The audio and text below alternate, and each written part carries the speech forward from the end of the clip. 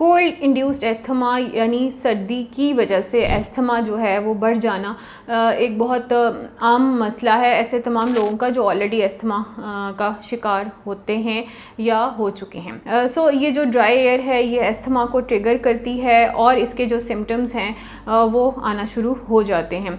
ये इसलिए होता है क्योंकि जब ठंडी हवा आपके एयरवेज के अंदर जाती है तो वो उनको टाइटन कर देती है, उसका स्पैज़म कर देती है और उसकी वजह से सांस लेने में बहुत दिक्कत होती है। ऐसे लोग जो एस्थमा का शिकार हैं उनको ठंड में उनका एस्थमा मुख्तलिफ चीज़ों से ट्रिगर होता रहता है, ख़ासतौर पे कोल्ड एयर से। जब हम इनकी अलामात की बात करते हैं तो सबसे पहले तो इसमें सांस लेने में दिक्कत या दुश्वारी का सामना होता है। दूसरे नंबर पे वीजिंग है, यानी जब ये सांस लेता है ये मरीज़ तो छाती में से सीटी की आवाज़ आती है। तीसरे नंबर पे कफ़िंग बहुत ज़्यादा होती है। अगर आपको सर्दियों में कफ़िंग शुरू हो गई और वो कफ़ बढ़ती जा रही है और आपको उसके साथ सांस लेने में दुश्वारी हो रही है तो उसको एस्थमेटिक कफ कहते हैं। सो ये आपकी एक अलामत है कि आपने फ़ौरन डॉक्टर के पास जाना है। चौथे नंबर पे इसमें जो है वो चेस्ट में टाइटनेस महसूस होती है। ऐसा लगता है कि जैसे कोई खिंचाव है छाती पे।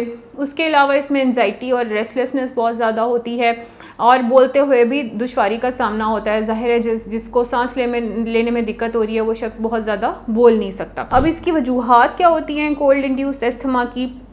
वो ऑब्वियसली एक तो कोल्ड एयर है जो आपकी एयरवेज के अंदर एंटर हो रही है और उसको इरिटेट कर रही है। दूसरे नंबर पे ड्राई एयर जो होती है सर्दियों में वो इन्फ्लेमेशन भी करती है, सोजिश भी करती है और कंस्ट्रिक्शन भी करती है, यानी वो जो आपकी सांस लेने की नालियाँ हैं उनको सुकेड़ देती है। सो तीसरे नंबर पे बहुत ज़्यादा म्यूकस जो है वो प्रोडक्शन शुरू हो जाती है और जो सांस लेने की मुश्किल बीमारियां हैं या सांस लेने के जो इन्फेक्शंस हैं जिन्हें रेस्पिरेटरी इन्फेक्शंस कहा जाता है, जैसे कॉमन कोल्ड और फ्लू हैं, ये भी अगर ज़्यादा बढ़ जाएं तो एस्थमा ट्रिगर हो जाता है। अब ऐसे तमाम लोगों के लिए जिनका सर्दियों में एस्थमा ट्रिगर हो जाता है, बाकी पूरा साल वो मुश्किल नहीं उनको इतनी ज़्यादा होती, उनके लिए क्या टिप्स हैं? पहले नंबर पे तो ये कि वो मास्क वेयर करना शुरू कर दें। मास्क वेयर करने से क्या होता है? मास्क वेयर करने से ये होता है कि जो एयर अंदर लेके जा रहे हैं वो वार्म होती रहती है और एकदम से ठंडी हवा नाक के ज़रिए उनके एयरवेज में एंटर नहीं होती। सो वो वार्म एयर जो है वो ट्रिगर नहीं करती फिर एस्थमा को। दूसरे नंबर पे एक ह्यूमिडिफायर है जो रूम में रखा जा सकता है, वो ड्राइनेस को हेल्प करता है, वो एयरवे की इरिटेशन को रिलीव करता है। आपने ह्यूमिडिफायर जो है वो अपने टीवी लाउंज में या जिस कमरे में आप ज़्यादा रहते हैं उसमें रख लेना। तीसरे नंबर पे आपने ज़्यादा से ज़्यादा पानी पीना है। प्लेंटी ऑफ वाटर जो है ये क्या करता है, ये म्यूकस को थिन कर देता है और जब म्यूकस थिन हो जाता है तो आपका इन्फेक्शन या आपका जो एस्थमा है वो काफ़ी हद तक कंट्रोल हो जाता है और वो obviously if there is an infection तो वो भी कंट्रोल हो जाता है। अगर फिर भी इन सारे टिप्स एंड ट्रिक्स के बावजूद आपका एस्थमा सेटल नहीं हो रहा और आपने डॉक्टर के मशवरे के साथ फिर फ़ौरन इन्हेलर का इस्तेमाल कर लेना है।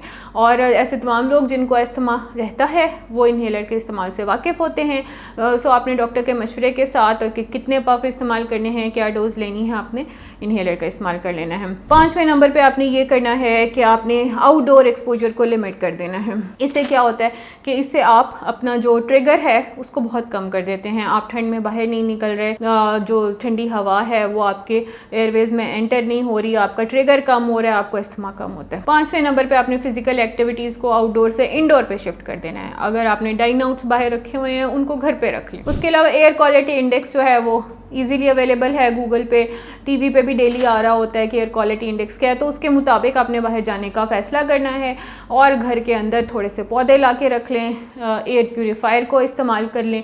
एयर प्योरीफायर्स जो हैं वो मुख्तलिफ़ कीमतों में अवेलेबल हैं, बहुत ज़्यादा महंगे भी हैं और सस्ते ऑप्शंस भी अवेलेबल हैं। तो जो आपकी पॉकेट को सूट करता है और पॉकेट फ्रेंडली है आप वो एयर प्योरीफायर ले आएँ। पाकिस्तानी ब्रांड्स में भी अवेलेबल हैं, इंटरनेशनल ब्रांड्स में भी अवेलेबल हैं। तो वो आप अपनी पॉकेट बजट के मुताबिक एक एयर प्योरीफायर ला के अपने बेडरूम में या टीवी लाउंज में या आप जहाँ पे दिन का ज़्यादा हिस्सा गुजारते हैं वहाँ पे रख लें। ये कुछ टिप्स एंड ट्रिक्स हैं जिनके इस्तेमाल से आप अगर एस्थमा के पेशेंट हैं, आपके घर पे आपका कोई प्यारा एस्थमा का मरीज़ है तो उसका जो एस्थमा का ट्रिगर है वो काफ़ी हद तक कंट्रोल किया जा सकता है।